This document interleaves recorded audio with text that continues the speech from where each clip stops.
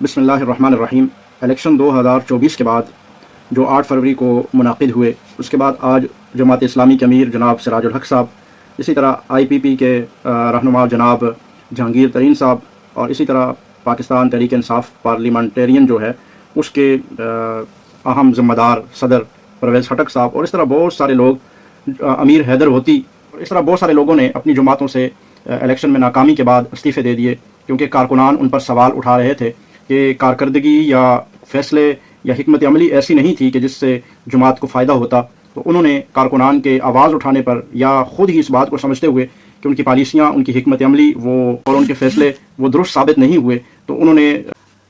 तो कारकुनान की जानिब से उन पर एतराज़ होने के बाद उन्होंने इखलाकी हवाले से इस बात को मुनासिब समझा कि वो अपने ओहदों से इस्तीफ़ा दे दें, और उन्होंने इस्तीफ़े दिए जो नहायत काबिल तहसीन हैं और लायक तकलीद हैं। जिन जिन जमातों के ज़िम्मेदारान पर कारकुनान आवाज़ उठा रहे हैं या उनकी हिकमत अमली और पॉलिसियों पर एतराज़ कर रहे हैं, तो बजाय उन कारकुनान को दीवार से लगाने के, उनको कारकुनान पर कोई पॉलिसी मुरतब करने के या उन पर आवाज़ उठाने के या उनको धमकियाँ देने के, कायदीन को चाहिए, उन ज़िम्मेदारान को चाहिए कि जिन पर आवाज़ उठ रही है कारकुनान की तरफ से, तो वो अपने अपने ओहदों से इस्तीफ़ा देकर अपनी अपनी पॉलिसियों को भी नए सिरे से मुरतब करें। ये आइंदा आने के लिए और मुस्तकबिल के हवाले से ये बेहतर होगा। ये बात तो हमें बड़े ही वजाहत के साथ माननी होगी, समझनी होगी, और इस बात को हमें इसका इकरार करना होगा कि जिस अंदाज में हमें नाकामी हुई, बिलखुसूस मजहबी जमातों को नाकामी हुई, इसमें हमारा अपना भी किरदार है। लेकिन हमें देखना यह है कि वो कौन कौन सी गलतियां हैं, वो कौन कौन से आमाल हैं जिनकी वजह से हमें नाकामी हुई है और नाकामी का सामना करना पड़ा है। उन नाकामियों को दूर करने के लिए तभी हम किरदार अदा कर सकते हैं कि जब हम अपनी उन नाकामियों को तस्लीम कर लें। जब हम उन नाकामियों को तस्लीम नहीं करेंगे और उनका जिम्मेदार अपने आप को नहीं ठहराएंगे और एक दूसरे पर मलबा डालना शुरू करेंगे, तो हम अपनी उन नाकामियों से कोई सबक नहीं सीख सकेंगे, बल्कि उन्हीं नाकामियों पर डटे रहेंगे, और आइंदा आने वाले दौर में भी हमें उन नाकामियों का सामना करना पड़ेगा। जमात इस्लामी के सिराजुल हक साहब और दीगर जमातों के ज़िम्मेदारान ने अपनी नाकामियों से सबक सीखते हुए अपने ऊपर उन नाकामियों का मलबा लिया और जिम्मेदारी ली और अपने ओहदों से इस्तीफे दिए। तो ये बहुत खुशाइंद बात है। उनके लिए तो खुशाइंद नहीं है, वक्ती तौर पर जाहिर है वो जिम्मेदारी उठा रहे हैं और अपने ओहदों से इस्तीफा दे रहे हैं, लेकिन ये कारकुनान के लिए, जमात के लिए और उनके नज़रिए के लिए बहुत बेहतर होगा कि आइंदा आने वाले दौर में जो नाकामियाँ, जो कमज़ोरियाँ, जो गलतियाँ हुई, उनसे उनको सीखने को बहुत कुछ मिलेगा। तो सीखने का अमल और नज़रियात और जमात के फैलने का अमल ये जारी रहेगा। जहाँ पर नाकामियों को तस्लीम नहीं किया जाता, एक दूसरे को मूरद इल्ज़ाम ठहराया जाता है और मलबा एक दूसरे पर डाला जाता है, तो वहाँ नाकामियाँ और गलतियाँ सुधरती नहीं है, बल्कि नाकामियों का ये सिलसिला और से जारी और सारी रहता है, और कभी भी आप बेहतरी की तरफ, कामयाबी के रास्ते की तरफ गामजन नहीं हो सकते। तो इसलिए बजाय कारकुनान को शद्द मत के साथ उनको तनकीद का निशाना बनाने के और कारकुनान पर धमकी अमेज़ पॉलिसी बनाने के हवाले से बातें करने के, हमें चाहिए हमारे कायदीन और ज़िम्मेदारान को जिन जिन जमातों को जो नाकामियाँ हुई हैं उनसे वो सीखें। बिलखुसूस मजहबी जमातों को जिस अंदाज में शिकस्त का सामना करना पड़ा, उसकी सबसे बड़ी वजह आपस में इत्तेहाद और इत्तेफाक का ना होना है। हर एक ने ये सोचा कि हम अलग होकर बहुत कुछ हासिल कर लेंगे और हमारी जमात की शनाख्त बाकी रहेगी। तो इसी अना ने, इसी जिद अनापरस्ती ने उनको आज कहीं का नहीं छोड़ा है। आज अगरचे हम ये बात कहेंगे कि सियासत तो हमारा मतमा नज़र ही नहीं है, तो फिर क्या ज़रूरत थी लाखों करोड़ों रुपए खर्च करके, इतना अपना वक्त बर्बाद करके सियासत में आने का।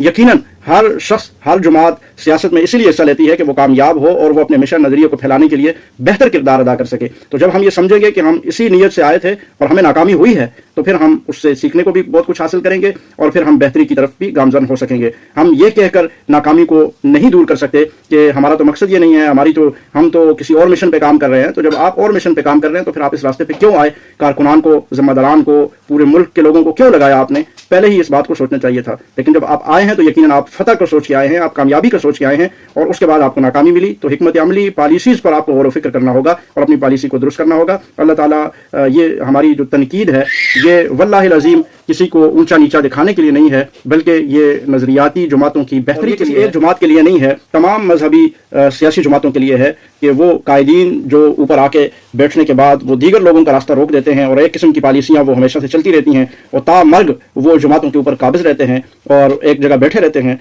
और जमात के अंदर बेहतरी नहीं आ रही होती। ये उन तमाम जमातों के लिए है। और تنقید کرنے والوں پر بجائے الزام تراشیاں اور ان کو دھمکیاں دینے کے بہتر یہ ہے کہ اپنا راستہ درست کیا جائے تاکہ جماعتوں کے اندر بہتری آ سکے، نظریات کے اندر بہتری آ سکے، اور چاپلوسوں کو اپنے قریب کرنے کے، جو ہر بات پہ آپ کو سب اچھا کی رپورٹ دیں، وہ ان کو اپنے قریب کرنے کے بجائے جو تنقید والے ہیں اس میں سے جو اصلاح کا پہلو نکلتا ہے اس کو حاصل کرتے ہوئے جماعت کے لیے، نظریات کے لیے اور اپنے آپ کے لیے بہتری کا راستہ ڈھونڈ کر بہتری کی طرف گامزن ہونا چاہیے۔ اللہ تعالی ہمیں بہتری کے راستے پر چلنے کی حکمت عملی اور تدبیر کے ساتھ بہتر راستہ اختیار کرنے کی توفیق عطا فرمائے۔ السلام علیکم ورحمۃ اللہ۔ ایک چیز جس کی طرف آپ کی نظر نہیں ہے، فقیر نے تھوڑا سا نظر رکھا ہوا ہے، مطالعہ کیا ہوا ہے، جنہوں نے پچھلی اسمبلی کے ذریعے پاکستان کو ٹکڑے ٹکڑے، گروہ تفرقے میں ڈالنے کا سوچا تھا، اور اتحاد بین المسلمین کے خوبصورت گلدستے کو جسے قائد ملت جعفریہ نے قربانیوں کے ذریعے قائم کیا تھا، اسے توڑنے، خراب کرنے اور ٹکڑے ٹکڑے کرنے کی کوشش کرنے والے تقریباً سب ناکام ہو گئے۔ اس پر درود بنتی ہے پورے۔